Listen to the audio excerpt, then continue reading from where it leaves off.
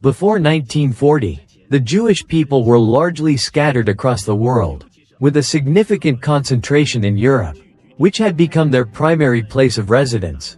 However, during World War II, Jews were brutally persecuted under Hitler's regime. They were stripped of their lives, property, and dignity in inhumane ways. In such dire circumstances, the Jewish people longed for peace and sought to secure a safe future for the next generation by striving to establish a homeland of their own. Under Hitler's rule, millions of Jews were murdered.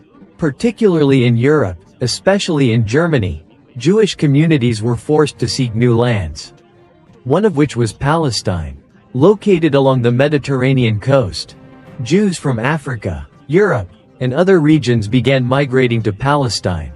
They yearned for a land they could call their own, to live among their kin, and to build an independent nation where their fate would no longer lie in the hands of Europeans. But this raises a question. Why did Jews from around the world choose this small stretch of land?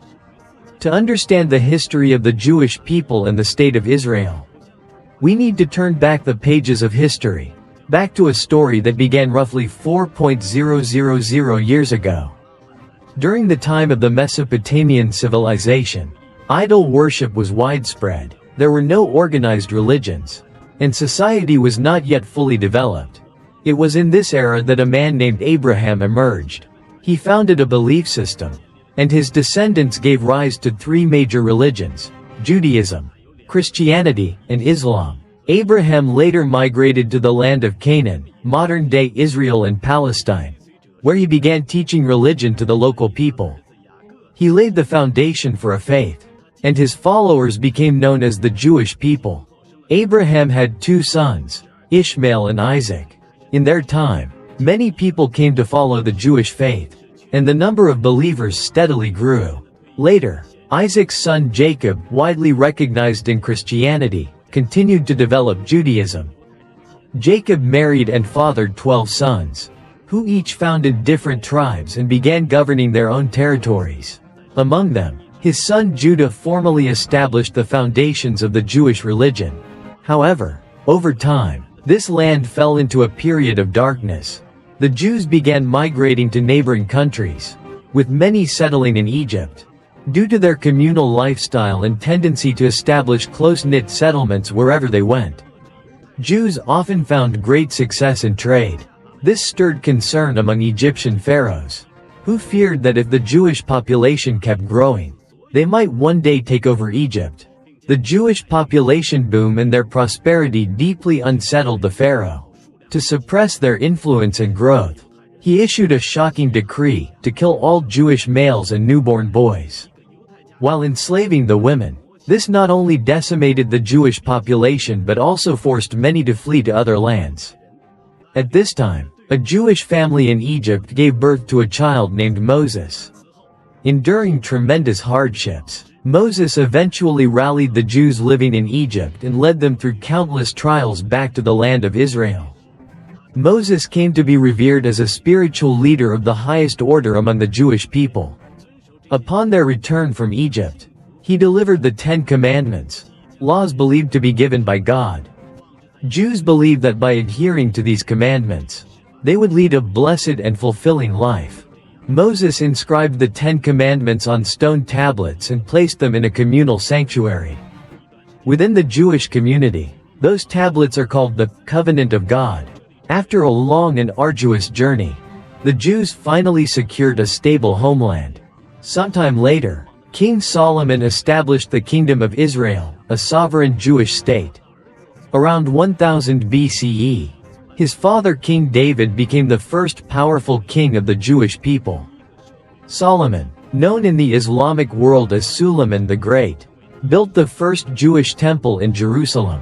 The temple, located on the Temple Mount, is known as the First Temple or Solomon's Temple. As Jews do not worship idols, they enshrined the stone tablets bearing Moses' 10 Commandments within this sacred temple. However, shortly thereafter, a civil war broke out, splitting the people into two opposing factions. During Solomon's reign, Jews were prosperous and powerful. But just 2 generations later, a Mesopotamian king, believed to be Sennacherib, waged war, massacred thousands of Jews, and plundered Jerusalem severely. Despite efforts to rebuild their nation and kingdom, in 587 BCE, a major catastrophe occurred. Amidst ongoing wars, Jerusalem was completely destroyed by order of the Babylonian king. The Jewish community was devastated, with many taken as slaves and exiled. The Babylonian Empire obliterated the kingdom of Judah. From then on, Jews lived under Babylonian rule. The first temple, their sacred symbol, was also destroyed. Thousands of Jews were exiled from their homeland. Enduring 70 years of displacement, many Jews abandoned the land of Israel. The Jews were later dispersed across the globe. After this catastrophe, Jerusalem and Israel all but disappeared from the Jewish people's historical narrative. Soon after, in what is now Iran, the Persian Empire rose to power. The Persian kings conquered vast territories along the Mediterranean, including Babylon and Egypt, forming a massive empire. Under Persian rule, the Jews enjoyed a certain degree of freedom. The Persian king decreed that the Jewish exiles enslaved in Babylon could return to Israel to rebuild their homeland. He also permitted them to reconstruct their sacred temple. The Jews returned to Israel and rebuilt the temple on its original site. This new temple was known as the Second Temple. There, the Jews began to restore their lives. However, this land was never free from the cycles of war and conflict.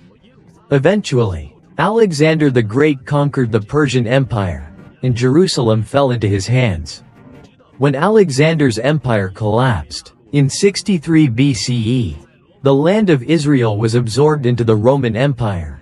During Roman rule, Jesus was born into a Jewish family. He quickly gained a following and proclaimed himself the Son of God. His teachings spread throughout Jewish society, drawing large crowds eager to witness his miracles.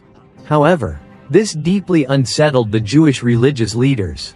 They began preaching against Jesus, refused to recognize him as God's messenger, and rejected his teachings. Around 30 to 33 CE, Jesus was crucified on the cross, accused of actions and words that went against traditional Jewish doctrine. Ironically, his crucifixion became a powerful catalyst that inspired his followers to expand his influence throughout the Roman Empire. Many Jews began converting to Christianity, which made life even more difficult for the remaining Jewish community. As the number of Christian converts grew, Jewish leaders united in opposition to the Roman Empire. This resistance culminated in the First Jewish-Roman War. The Jewish people attempted to expel Christians from Israel and end Roman rule. The populace organized militias and revolted against Rome. When the Jews first rose to demand their rights and rejected Roman domination, Roman forces laid siege to Jerusalem, cutting off food supplies and causing widespread starvation. They then launched a brutal massacre, reducing the city to ruins. During this time, the Romans also burned down the Second Temple, the most sacred site for Jews. Countless families were slaughtered, while survivors were either forced to convert or enslaved. Jewish women were treated with extreme cruelty, and men and children were also subjected to horrific killings. The Romans murdered millions of Jews, enslaved many others, and imposed heavy taxes on the remaining population. In an effort to erase all traces of Israel, the Romans renamed Jerusalem as Aelia Capitolina and the land of Israel as Syria Palestina. This marked the origin of the name Palestine. Over time, in what is now called Palestine, followers of Jesus began spreading Christianity. Although the Roman emperors initially opposed it, many people continued to believe in secret. In the beginning, Christianity did not spread widely. It wasn't until 324 CE, when the Roman Empire was still standing but starting to divide, that the Byzantine Empire, Eastern Roman Empire, took control of Jerusalem. Power in the Roman Empire eventually fell into the hands of a man known as the Great Emperor Constantine. Deeply influenced by Christianity and the teachings of Jesus, he ordered the construction of a church in Jerusalem, at the site believed to be Jesus' tomb. That church was named the Church of the Holy Sepulchre, and Constantine officially recognized Christianity. From that point forward, the Byzantine Empire declared Christianity as its state religion. However, because the Jews rejected Jesus' teachings and were seen as complicit in his crucifixion, they became targets of oppression under the new regime, sparking a fresh wave of persecution. During this period, thousands of Jews converted to Christianity, while those who refused continued to suffer. The Byzantine authorities believed that if given the chance, the Jews would attempt to restore their own kingdom. As a result, strict laws were enacted to limit Jewish rights. According to these laws, Jews were forbidden from owning slaves or servants. Intermarriage between Jews and non-Jews was banned, and they were not allowed to build community centers or gather in large numbers for prayer. Violations of these laws were severely punished: property confiscation, imprisonment, or even death. Under these harsh conditions, the Jewish people endured centuries of hardship. In 638, Arab forces led by Umar conquered Jerusalem. Soon after, the entire region of Syria and Palestine came under Arab control. Under Arab rule, the land was officially named Palestine. From 638 to 1099, Palestine was under Islamic governance. During this period, Jews enjoyed a certain degree of religious freedom. Many converted to Islam and claimed descent from Abraham. The Jewish community experienced a period of prosperity, as Muslim caliphs welcomed Jews from around the world back to Jerusalem. Many Jews from neighboring regions migrated back to Israel. Although over the past 500 years, many Jews had settled in Africa and Europe, particularly in Spain, Germany, and Russia, and established small communities there. The spread of Islam prompted further Jewish dispersion across the globe. Still, up until 1099, Jewish life remained relatively stable. But in the 11th century, Europeans began expanding their naval exploration and conquering lands worldwide, including Palestine. The Europeans massacred local populations. At the same time, Jewish communities across Europe experienced widespread persecution. Most European nations were Christian, and they believed Jews were responsible for Jesus' crucifixion. Even after 1,000 years, they insisted the Jews had to pay for that crime. European Christians not only seized Palestine and Jerusalem but also brought great suffering to the local Jewish population. They believed Jerusalem, the burial site of Jesus, must be reclaimed from Muslim hands and that the Jews must be punished for their role in his death. This conflict began in 1095 and lasted until 1291. Throughout this period, brutal battles between Muslims and Christians raged, known as the Crusades. In reality, both Jews and Muslims considered Jerusalem a sacred land. Just like Jews and Muslims, Christians too saw this region as their holy land and sought to establish control over it. During this conflict, Muslims and Jews formed an alliance against the Christians, hoping to drive them out of Jerusalem. The war claimed millions of lives on both sides, with local Jews suffering the most. After the war ended, European Christians began persecuting Jews wherever they went. Jews were mistreated on sight. This era of hardship persisted until the rise of the Ottoman Empire. In the 16th century, the Ottomans captured Jerusalem and came to control much of Europe. Under Ottoman rule, Jews enjoyed a certain degree of freedom. Though life wasn't luxurious, it was far better than the brutal persecution they faced in Christian Europe. The Ottoman Empire not only restored religious freedom to the Jewish people but also gave them the chance to build better lives. To ease religious tensions in Jerusalem, the Ottomans divided access to sacred sites, entrances to the Temple Mount, mosques, and Christian churches were carefully allocated to prevent conflict. This policy proved effective, allowing the three major religions to coexist peacefully in Jerusalem for a considerable time. However, Jewish suffering didn't end there. For over 2,000 years, Jews had been forced to flee and settle along the Mediterranean and across Europe. But in Europe, anti-Semitism began to rise sharply. Christians started to persecute Jews without cause. This hatred, known as anti-Semitism, was rooted in religious and racial discrimination. Anti-Semitism wasn't just simple prejudice. Extremists viewed Jews as a plague on society, stripping them of access to welfare systems and excluding them from communities. Jews were often falsely accused of violating religious laws, practicing witchcraft, or were even burned alive. In the 18th century, anti-Semitism spread across Europe. Jews lived in constant suffering, facing beatings, slavery, and massacres daily. Christian extremists launched large-scale persecution campaigns. They rounded up men, women, children, even pregnant women, and burned them alive. Thousands of Jews were expelled from France and other parts of Europe. They were forced to wear yellow badges for identification. All religious practices, work, and marriage rights were restricted. Even Jews who converted to Christianity couldn't escape discrimination. In short, anti-Semitism subjected Jews throughout Europe to brutal oppression. Over time, the situation only worsened. Jews lived under severe restrictions, where even small missteps could lead to harsh punishment. Every few years, new efforts emerged to expel Jews from the countries they lived in. Many Christians believed Jews only cared about themselves and their own people, and thus didn't deserve to enjoy normal social lives. Under such conditions, millions of Jews were forced to migrate to America in search of refuge. Around the same time, in the 18th century, the French Revolution broke out. During Napoleon's rule, Jews were given their first real opportunity to live better lives. However, once Napoleon fell, those brief days of hope ended as well. Yet the repeated waves of oppression drove the next generation of Jews to their breaking point.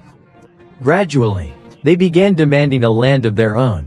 This demand was mainly directed at European nations because in the modern era, Jews had no homeland and were constantly displaced.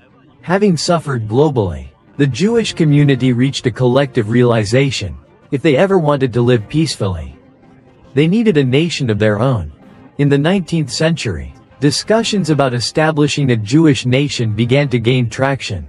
In 1860, Theodor Herzl was born in Hungary. He witnessed firsthand the rampant anti-Semitic policies and the deep hostility Europeans harbored toward the Jewish people. Herzl launched a movement known as Zionism, calling on Jews to build a nation of their own. During this time, he authored a book titled The Jewish State, in which he made the first formal appeal for Jews around the world to unite and create their own country. As a lawyer, Herzl fought for Jewish rights and their national aspirations. His ideas spread quickly and had a powerful impact on Jewish communities worldwide. Soon after, a political committee was formed called the World Zionist Organization. Its first official congress was held in 1897 in Switzerland. Following the conference, Jews around the world began donating to the Zionist cause. The organization quickly raised significant funds aimed at realizing the dream of a Jewish state. A slogan echoed across Europe: from the Rhine to the Jordan, Israel belongs to the Jews. Even some Jewish families found this sentiment alarming. In this climate, Herzl called on Jews across the globe to return to their ancestral homeland, Israel. However, at that time, the land of Israel was under the name Palestine. Under his call, many Jews began migrating to Israel. Herzl believed that anti-Semitism could never be eradicated from Europe, and that Jews would continue to suffer unless they had a state of their own. This conviction only strengthened his resolve to establish a Jewish nation. Answering his call, Jews continued migrating to Israel. Whenever possible, they set their sights on Palestine. Some even risked crossing the desert on foot to escape persecution and reach Palestine. At the time, Palestine was under Ottoman rule, so Jewish immigration faced relatively few obstacles. This wave of migration was called Aliyah, which means returning home. The first wave of Aliyah took place from 1882 to 1903, with approximately 35,000 Jews returning to Israel. The second wave occurred from 1904 to 1914, bringing another 40,000. Even during World War I, around 40,000 more Jews poured into Palestine. However, life there was far from stable. They lived much like refugees. Still, many Jews brought their wealth with them, hoping to use it to build cities, schools, hospitals, and promote cultural development, doing everything they could to lay the foundation for an independent nation. The British understood this well.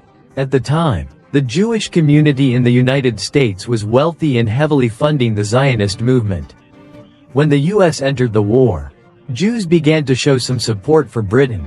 Capitalizing on this, around 1917, the British government sought financial support from the Jewish community to help rescue its struggling economy and fund the war effort. In return, the British pledged that if the Jewish people provided financial support and if Britain emerged victorious in World War I, they would help the Jews establish a nation of their own. The Jews in Israel believed in Britain's promise and gave their support. This promise was made between the Jewish community and the British Foreign Secretary, and became known as the Balfour Declaration. Based on that promise, Jews financially supported Britain during the war, aiding in their fight against the Ottoman Empire. Eventually, the Ottomans were defeated, and the land of Palestine came under British control. As Britain occupied Palestine, Jews from all over the world began migrating there. Jewish leaders noticed that people were arriving from different countries, speaking various languages, and living by diverse customs. To unify the Jewish community, they founded a city called Tel Aviv.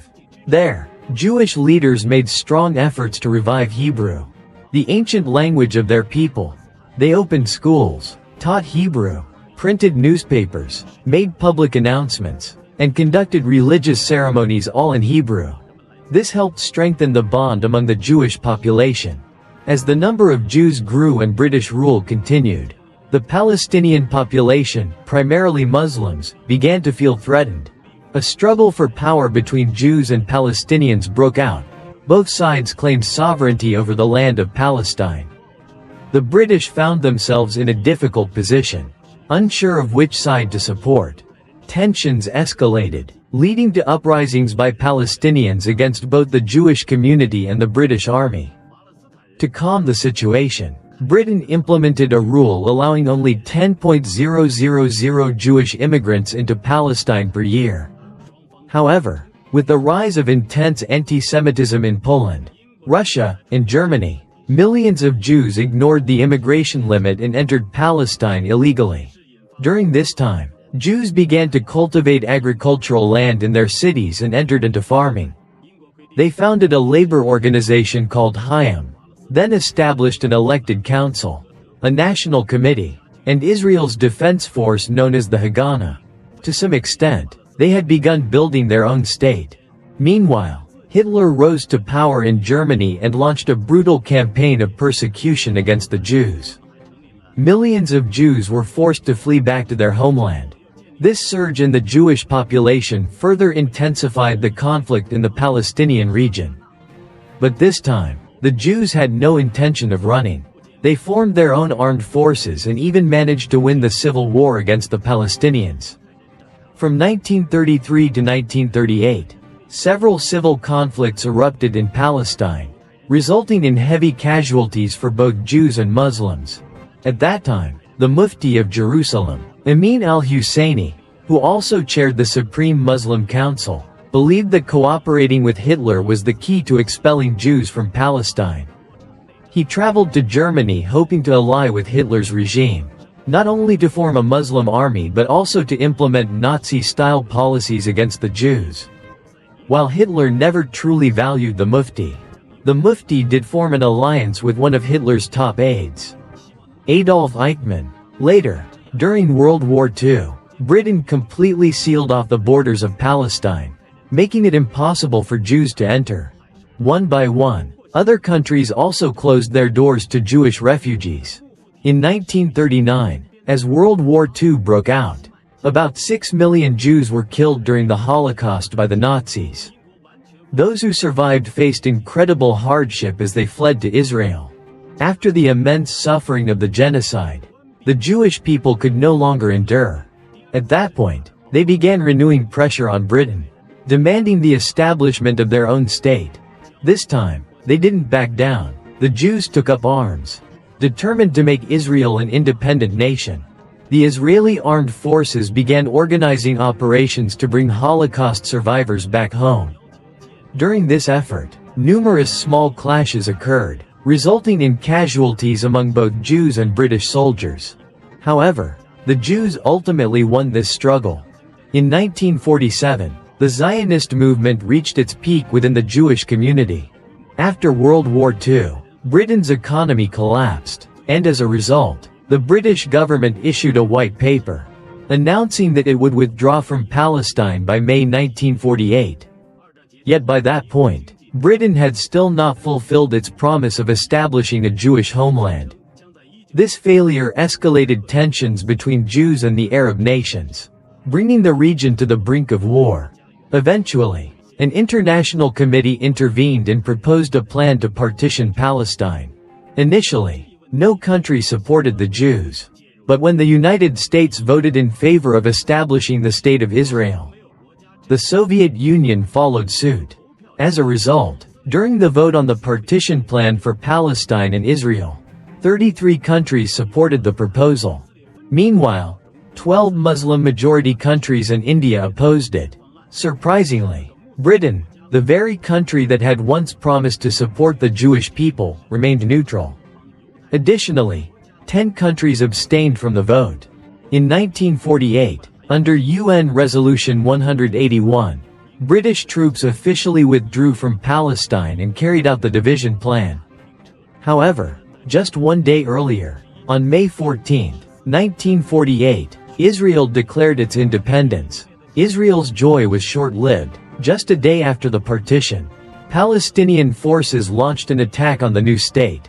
The Palestinians believed the partition plan was unfair. At the time, the Jewish population was still relatively small, mostly concentrated along the northern border of Palestine. However, after the partition, a large portion of Palestinian land was allocated to Israel. This greatly pleased the Jews but was unacceptable to many Muslims. Furthermore, Palestine itself was divided. One part became the newly established Palestinian state, while the remaining areas in Jerusalem were declared international territory. This division left over 700,000 Muslims homeless, as they were forced to leave the territories handed over to Israel. These displaced individuals had no choice but to flee to the newly formed Palestinian state. As a result, following Israel's declaration of independence, the First Arab-Israeli War broke out. Tens of thousands of Palestinians and Jews were killed in the conflict. The war ended in 1949, with a victory for the Jewish forces. However, the conflict between the two sides remains unresolved to this day.